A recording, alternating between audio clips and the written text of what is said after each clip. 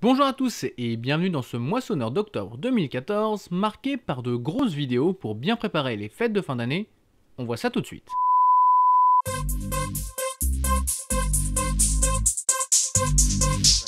Vous le savez, j'aime bien commencer le moissonneur avec les jeux qu'on connaissait déjà et qu'on connaît un peu mieux grâce aux vidéos du mois.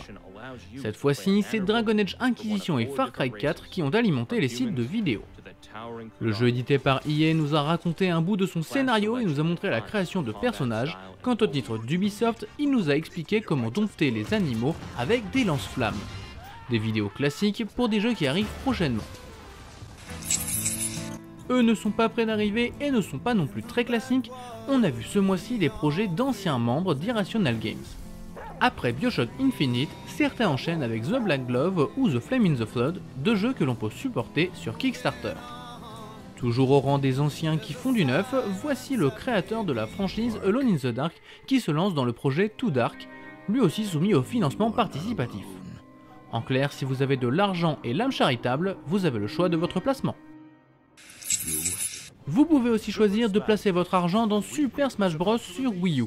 D'ailleurs, Nintendo nous a donné 50 bonnes raisons de choisir le nouveau jeu de baston Made in Mario cet hiver. Pêle-mêle, on trouve comme bonne raison la musique épique de l'histoire des jeux Nintendo, la possibilité de créer ses propres arènes ou encore le nombre incalculable de défis, de personnages ou de modes différents. Et le jeu est même jouable jusqu'à 8 en local. Bref, foncez acheter une Wii U et Super Smash Bros, histoire de vous amuser un bon moment. Lui n'est pas jouable à 8 sur la même console, mais qu'importe, GTA San Andreas vient de fêter ses 10 ans.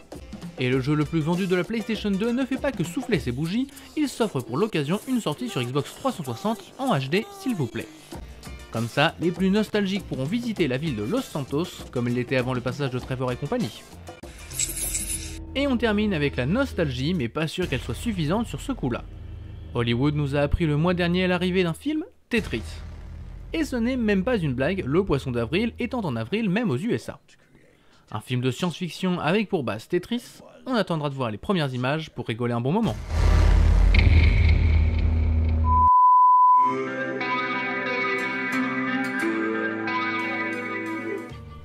Le mois d'octobre a été extrêmement impressionnant pour les sorties jeux vidéo. Si on ne garde que les meilleurs des meilleurs, vous pouvez donc jouer à Borderlands The Pre-Sequel, The Evil Within, Bayonetta 2, Sunset Overdrive ou Civilization Beyond Earth, les meilleurs des meilleurs je vous ai dit. Au cinéma, la situation a été moins incroyable pour ne pas dire assez banale avec le film de guerre Fury, la vengeance de John Wick, l'adaptation du Labyrinthe et l'évitable Ninja Turtle. Pour le coup de cœur jeu vidéo, je suis désolé, j'ai laissé parler mon cœur avec Alien Isolation. Ce n'est peut-être pas le meilleur jeu qualitativement parlant, mais c'est le meilleur hommage qu'on ait vu du film originel et pour son ambiance extrêmement angoissante, il méritait d'être mis en avant. Au cinéma, j'ai choisi de me ranger derrière l'avis général en consacrant Gone Girl comme coup de cœur. David Fincher nous dévoile sa palette de styles pour une enquête bien menée et bien rythmée, un bon moment à passer.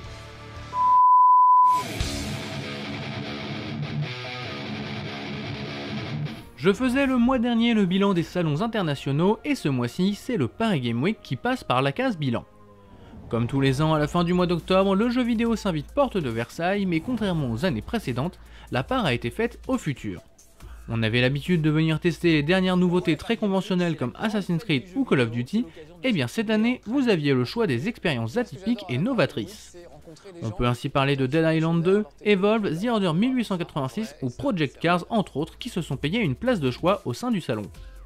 Et bien évidemment, il y avait Nintendo avec un stand extrêmement agréable et surtout des tonnes de jeux extraordinaires qui redonnent le sourire instantanément.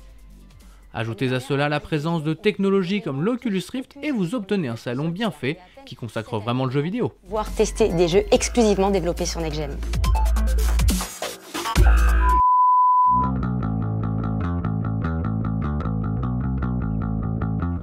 Les vidéos de choix se sont succédées le mois dernier avec la bande-annonce des Avengers 2 ou encore le prochain film de Clint Eastwood sur le plus grand sniper américain.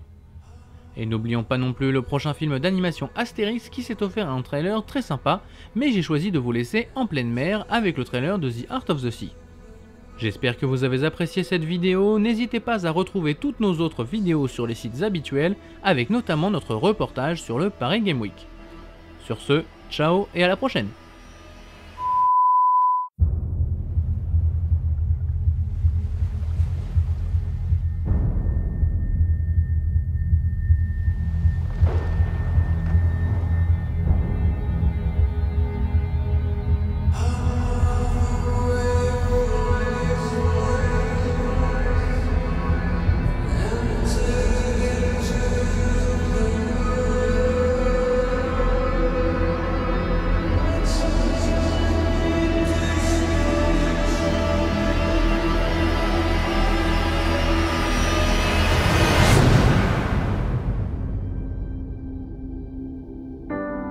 We were headed for the edge of sanity. Like we were apparitions, phantoms. Trust gave way to doubt.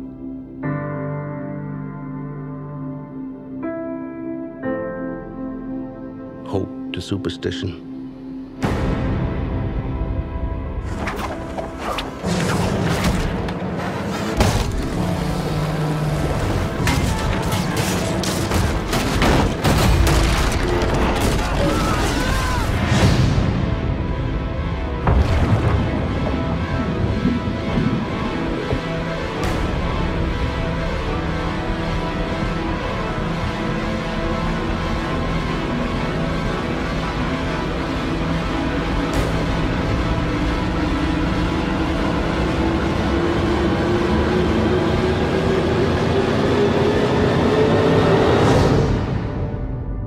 Tragedy of the Essex is the story of men and a demon.